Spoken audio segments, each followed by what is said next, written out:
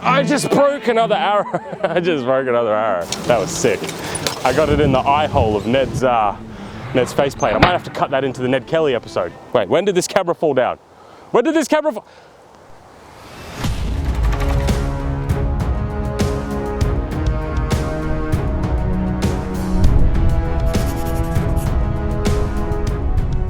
Hello and welcome back to another episode of Screen Tested. I am your host Tyrant, and in today's episode we are going to be taking a look and testing a historical helm, but not in the way that you might first think. So what we're going to be taking a look at is Ned Kelly's helm. Specifically, Edward Kelly was born in 1854 and died in 1880. He was a notorious Victorian Australia bushranger, and what made him special and unique was that in the bush he actually crafted his own bulletproof armor. And actually succeeded. It worked. It's still on display to this day. Now there's a lot of history and lore here when it comes to Ned Kelly and the Ned Kelly gang. Obviously things like the Stringy Bark Creek murders, the Glen Rowan affair. I highly recommend checking it out if you're interested in any of that sort of history. However, it's not really in the purview of today's episode. What we're specifically looking at is obviously his armor. Now, in terms of the whole armor set, his helm is the most interesting thing to me personally. The breastplate and the shoulders, it's kind of very simple and basic, so we're not really going to be focusing on them. Specifically, just the helm is what we're going to be putting to the test, because I feel like there's some interesting stuff here to take a look at. Now, obviously the context is this is for firearms. It was to deflect bullets, not melee combat, but I'm fascinated how this design, specifically the helm, right, will actually stand up to melee combat. So with that out of the way, let's get started with today's episode. Let's put it to the test. This one is just for fun, kind of putting some armor in some different sort of context and seeing how it performs. Let's get started.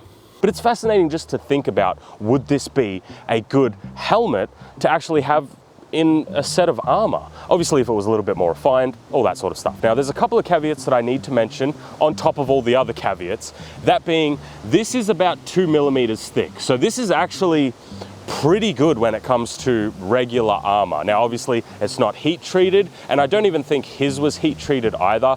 But then again, it was so thick that it didn't need to be heat treated, because if you heat treat armor, obviously it can be thinner, so it can be a little bit lighter while still maintaining a lot of strength. But his was just absurdly thick because it was, hand forged out in the middle of the bush. There's going to be a lot of caveats in today's episode. Even with bullets, now obviously I am not a ballistics expert, but I would imagine even when it comes to armor for bullets, ballistic armor, that isn't specifically like ceramic plates or the Kevlar, you would want armor angling, and obviously this doesn't. At least in my thought, like my imagination, you would want at least somewhat of a slight armor angling to redirect that force thing. So we'll see how it plays out today, because obviously we have some arrows and we're gonna shoot this thing. Then we have some other interesting stuff.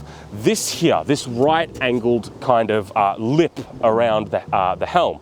So this is something that isn't really ideal. The reason why is because if I was to hit him, with a sword or an axe right on this right angled point, it's going to very efficiently transfer all that force into the head and neck. Now, obviously, because this is for bullets, that's the context, it doesn't really matter that much. But it is something that I think is worth bringing up, because if I was to redesign the helmet a little bit, having some armor angling here so that you can, have some glancing blows and deflecting blows would be ideal. But obviously, they're not going to be getting into that sort of melee combat in a gunfight.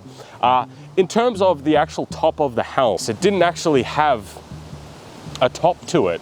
Again, I'm assuming they didn't expect to be shot in the head from this direction. So speaking of crafting things and surviving out in the bush like Ned Kelly did, crafting his own armor, today's episode is sponsored by Off Protocol and their illustrated survival guide to 4 apocalypses. Not only does it have separate scenarios on, surviving things like nuclear winter, pandemic, zombies, etc., etc. This is a really, really cool book, and a lot of people thought so too, because on Kickstarter they raised over like $600,000 or something like that, with thousands of backers. Now, this has 4 different different survival type, apocalyptic scenarios, which is really cool, but it also has a lot of information in it that I am a big fan of. Knowledge that I personally think should be common knowledge, but sadly isn't that much these days, like how to set up an SOS, finding phishing sources, that sort of information. But it also puts it in obviously intellectually stimulating kind of scenarios, but also you have the context of how to put it into practice in case you were to ever need it. If you want to pick up one of these, there'll be a link in the description and the pinned comment. I do recommend it. These sort of books I absolutely love, not only because of the information value, but just the entertainment value as well. And obviously you have beautiful artwork. So thank you Off Protocol for sponsoring today's episode. Let's get back to it. Now that's not to say that there's no good armor design here. There's a really obvious one that kind of lends to the look and gives it that iconic nature, because if it didn't have it, it would just look like a bucket, honestly. And that is the gorget, the inbuilt gorget here. So this part here is for protecting the neck. Now, obviously that would limit your motion a little bit because obviously it's extending down towards the chest. Now, when it comes to the visibility of it, I mean, this slit here for the visibility, I mean, it's somewhat reasonable. I mean, in a gunfight, and not even, I mean, just in general, right? You want to kind of reduce as much chance of you getting hit in the eyes as possible. So again, that's reasonable. Okay, that's enough of me waffling. I'll talk while we do stuff. I know you guys are getting bored. Let's hit it. Let's test it. I've got a sword, arrows, and a hammer. 3 things. Okay, so first weapon, a sword. Obviously, I wouldn't be smashing a sword into armor like this. A sword into armor like this. We're just kind of seeing what the armor angling is like, how much force is actually transferred into the armor itself, how much Tony kind of deflects, all that sort of stuff. Or Ned, we'll call him Ned for today if we want. So let's start with this bad boy. So like we said, first issue is this right angled point transferring a lot of force into the neck. So, I mean, that would be the first place, right? If you just, a straight hit down there, all of that force is just going bang right into the neck. Holy shit. Well, we're f***ing up this sword. Let's do it again.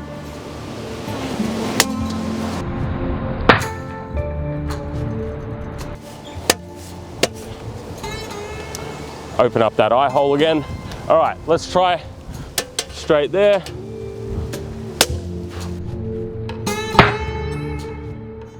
Literally none of that kinetic energy is being redirected anywhere. It is just going directly into the spot that I'm hitting. That's fascinating. I'll show a clip of what armor angling can really do when it's done right. So it's just very interesting. Again, let's do another one.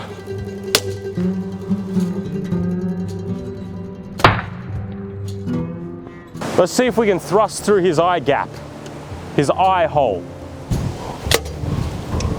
This f***ing sword's bent, so my f***ing aim's off.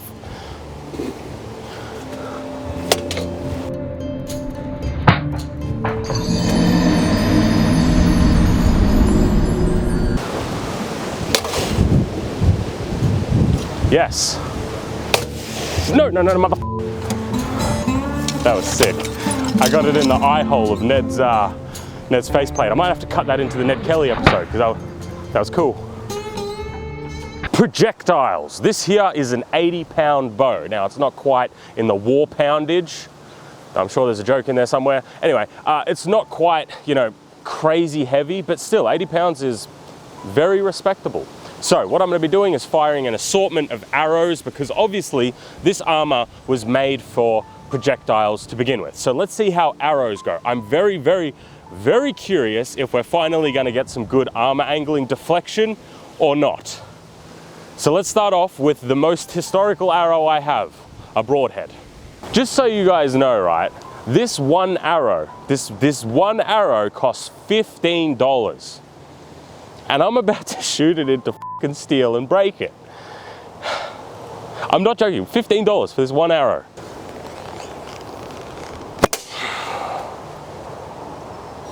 I think we got through, very, very minorly. But, wait, when did this camera fall down? When did this camera fall? I hate this camera.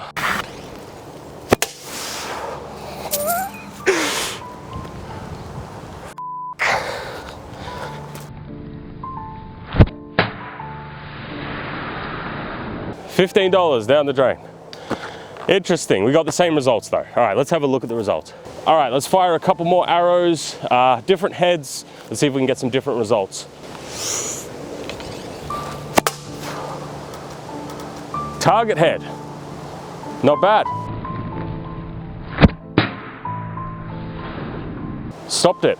Again, no f***ing armor angling. It does not, it's just hitting directly on the point.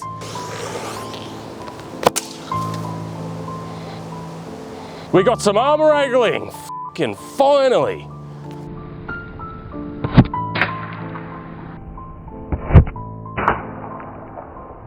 So we got a deflection. That was actually really awesome. So let's see if we can repeat results. First off, we'll go with the target head again, and then we'll go for the same arrows before, and we'll see if we can get same results.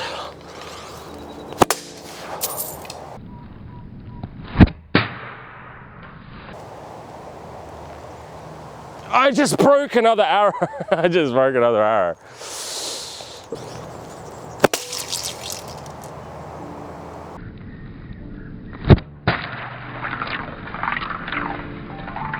This time, let's see if we can get any through the eye slit, just for funsies.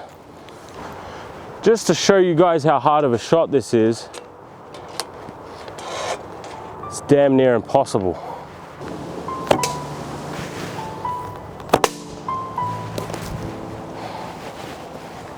Second shot.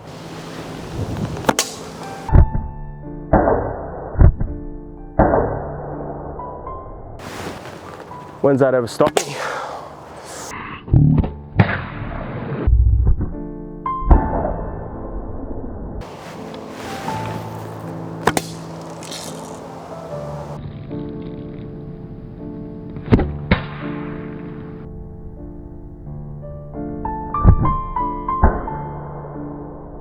Alrighty, so you can shoot through the eye slit if you're really, really good and you're really like it. It's not really possible, but that was still fun to do. So this next one here is, but I thought it was very comical and I want to try it, and that is here, the thumbs up hammer. Now it's actually like, this is still a pretty beastly thing. So let's see if we can, I mean, the thumbs up fits in the hole. Perfect. So it's bullet shaped. So I want to see how much force we can put in this and how much damage we can actually inflict. That's going to be loud. That's going to be loud. Anyway, let's crack on. Let's see what this can handle.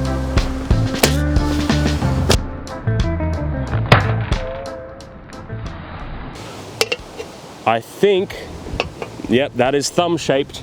We got that one right there. I'll grab some B-roll. All right, let's hit it around this side, simply because we're smashing in that faceplate a bit.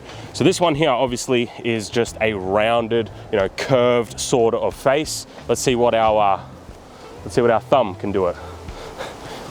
See what our thumb can do to it.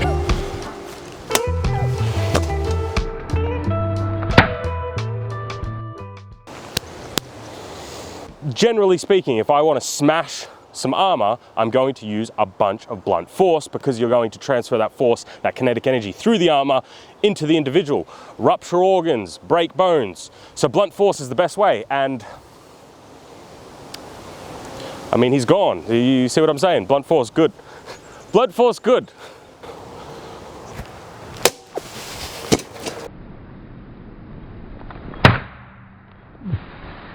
So let's talk about some of the damage that the helm sustained. The first one that I want to bring up is these right-angled concentration ones up here at the helmet. Obviously, I'll have close-ups and B-roll of all of this, but these slices here from the sword are incredibly deep. I'm actually thoroughly impressed, because this is thick steel, this is not thin steel. And the reason why I think that I was able to get such aggressive slices on the steel is two main reasons. First off, this is a cylindrical shape, so that means it has a lot of structure to it, and because it doesn't have any rolled edges. This is a really important point. So because the helm doesn't have any sophisticated armor angling, which provides strength through geometry, or any rolled edges, it means that it's actually kind of easy to deform it and destroy it. Then when it comes down to these penetrations here from the arrows, now technically they did make it through the armor, but in no way would they be life-threatening. They wouldn't even touch any of the flesh or your gambeson or whatever you have right underneath the armor. These wouldn't even make contact with that. Then when it came to these ones here, these are actually deflections and sword strikes. Again, like I said, that deformation was a little bit of a surprise because of how thick the steel is. When it came to actually shooting through the gaps of the eye slit, like, it's literally the same shape and size as an arrow. Next up, these right angled bolts. I mean, obviously on helms you are going to have things like rivets or, you know, little pivots or whatever it may be, right?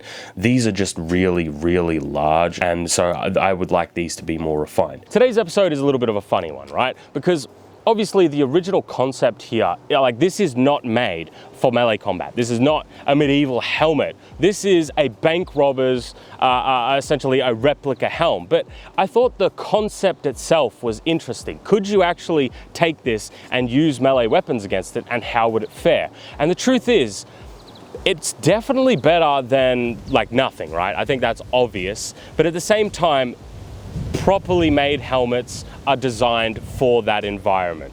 There is some things that I do really like about it. I do like the inbuilt gorget, but obviously that will limit your movement somewhat. In terms of the visibility, I mean, it's perfectly reasonable. Like, I mean, this is the same sort of visibility you would get on a regular helm, right? So, like, depending on the helm, obviously. But the visibility is somewhat similar, but again, it's really not made for it. It's made for bullets, it's made for ballistics. The biggest surprise to me is that the armor angling did all. It did absolutely nothing. I thought that the armor angling, I even put it on a slight angle, just so maybe we could help, you know, some of those arrows or some of those blows kind of glance off a bit. Nope. Everything hit direct on, nothing glanced except for one arrow. I actually really didn't expect that. But apart from that, I'm really happy with today's episode. This is just a bit of fun, bit of history, and a bit of testing my favorite things.